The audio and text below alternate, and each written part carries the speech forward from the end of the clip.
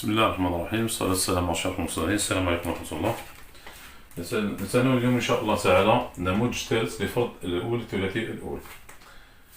نص الفرض يقول اف دالة معرفة على ار مع ضغط 2 كما يلي: اف اكس تساوي 1 قسمة اكس ناقص 2 ناقص 1. السؤال الأول: فك اف إلى مركب وليس مجموعة، إلى مركب دالتين مرجعيتين يطلب تعيينهما. السؤال الثاني: أي اتجاه تغير اف انطلاقا من اتجاه تغير دالتين اي و بي على المجالين ناقص ما لا نهاية 2 ثم 2 زائد ما لا نهاية. بمعنى هذا النموذج يشبه النموذج السابق. النموذج السابق أخذنا عبارة اف اكس تساوي اكس ناقص 2 مربع ناقص 1، يعني دالة من عائلة الدالة مربع، وهذه دالة من عائلة الدالة مقلوب. دوك نزيدو نشوفو نموذج آخر: دالة من عائلة الدالة جذر. هكا تتعلم. نبدأ على بركة الله. مخطط التركيب: موضع اف تساوي اي دائرة في. المخطط: اكس سابقة هو في دالة. ما هي صورة اكس بالدالة في؟ قلنا هنا هي اكس ناقص 2، اكس ناقص 2 نهضرو بالدرجة خير. اكس يا جماعة كيسوس على الدالة في شحال تخرج اكس ناقص 2، معناتها الدالة في ديما ندولها خدمة. ومن بعد هادي القوس هادي كيسوس على دالة اي، راح نقولو لها اقلبي لنا ونقصي لنا واحد. تقلب الشي اللي مدينا لها تنقص لنا واحد. هكا باش تفهموها. في التسمية يا جماعة كيما وصيناكم هنا واش نقول في دو اكس تساوي ماذا؟ و اي دو اكس تساوي ماذا؟ في دو اكس هاك تسميها كيما مكتوبة بعد اكس ناقص 2.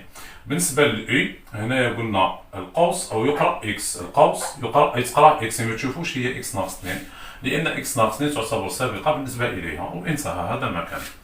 إذا هنا اي دو اكس تساوي 1 على اكس ناقص ماذا؟ ناقص 1.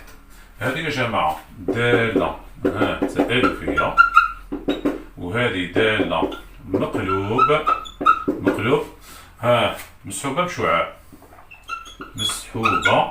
بشعاع، ماذا؟ يعني المنحنى تاع الدالة المقلوب يهبط بدرجة ناقص جي. خلاص هذا المكان سي بون.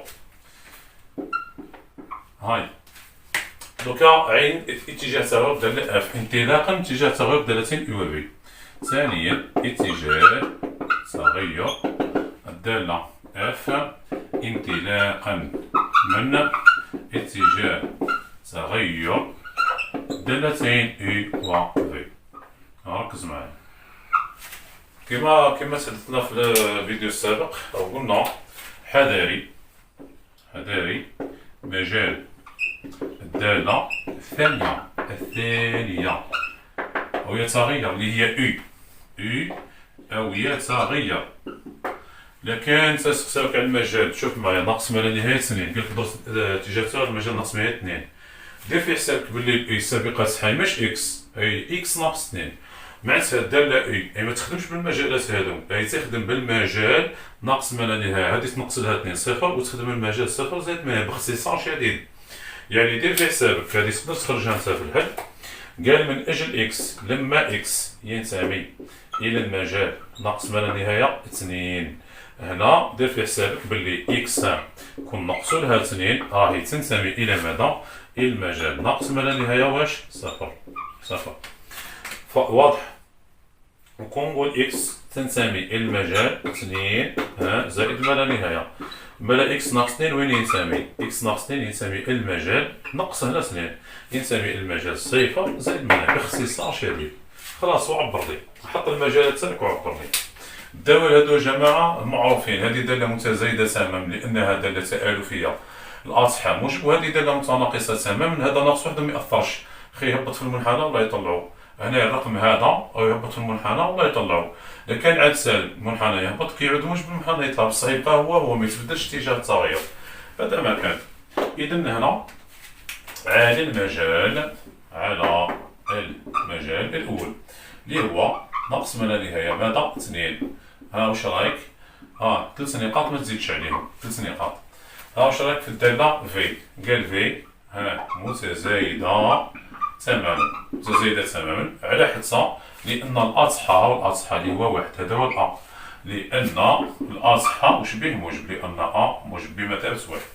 بالنسبة للأي، الأي ها ما طبيعتها ما هو اتجاه التغير تاعها راهي متناقصة، حنا على بالنا بلي واحد على إكس منحنى تاعها، راكم كامل على بالكم بلي راه يخرج هكا، ها قرينا في بريمير اني دالة مرجعية متناقصة من ناقص ما لا نهاية حتى لواش حتى لصفر، ومن صفر زائد ما لا نهاية بها متناقصة أيضا، ومتقطعة من الصفر لأنها قيمة ممنوعة، هنايا الإكس يساوي صفر قيمة ممنوعة. دونك أنا شوف هنا وهضرها، الدالة الأولى هاو مجالها، الدالة الثانية هاو المجال تاعها، ناقص ما لا نهاية ماذا صفر.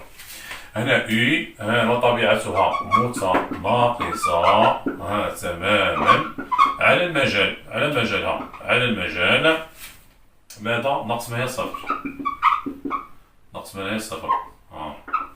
إذا الدالة المركبة اف ماذا تساوي؟ تساوي اي دائرة في مزايدة تركب لها متناقصة، متزايدة نركب لها متناقصة، زي ما واش راح نلقاو النتيجة متناقصة، على المجال استقسمنا عليه، على المجال ماذا؟ ناقص ما لا نهاية ماذا؟ 2 ناقص ما لا نهاية 2. واضح؟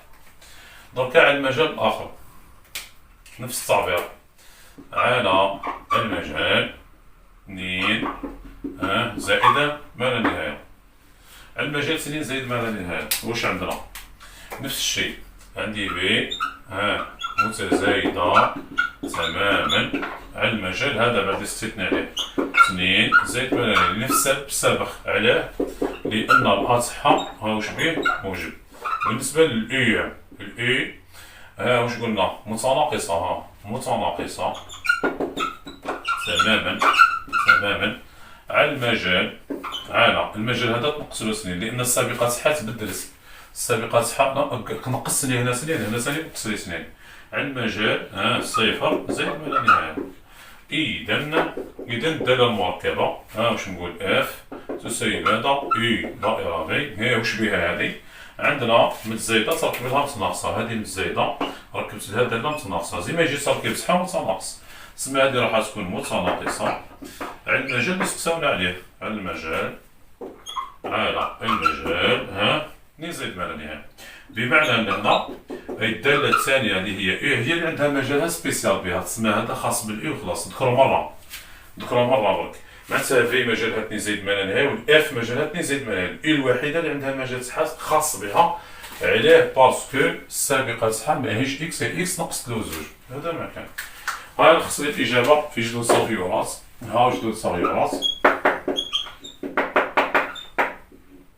جدول التغيرات تاعنا عندي إكس، عندي إف دو إكس، عندنا هنا ناقص ما لا نهاية زائد ما لا نهاية، هنا الدراسة تاعنا تمثل عند 2 تمثل لنا قيمة ممنوعة نعبرو عليها بجدار مهشر، الدالة تاعنا ما طبيعتها متناقصة، تحقق يا جماعة، فكرة كيما اللي هضرنا عليها في الدالة المربع، التحقق.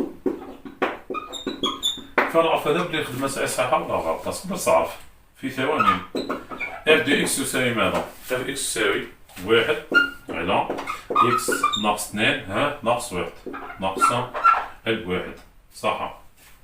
شوف هنا سي اف، سي اف هو صورة منحنى الدالة مقلوب 1 على اكس، خيب انسحاب بين سحاب، ما هو شعاعه كا، وشو المركبات تاعو، هذا اللي داخل الأقواس نعكسوه، وهذا اللي خارج الأقواس خليه كيما ما معناه؟ منحنى الدالة مقلوب يروح اليمنى بزوج ويهبط بدرجة، راح نرسموه، منحنى الدالة مقلوب،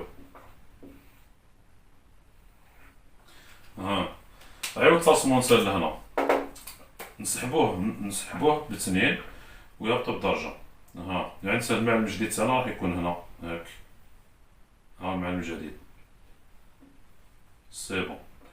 هيا هنا الدالة مقلوب، عاود المنحنى ترسمو هنا طول، هاك وهاك، فوالا.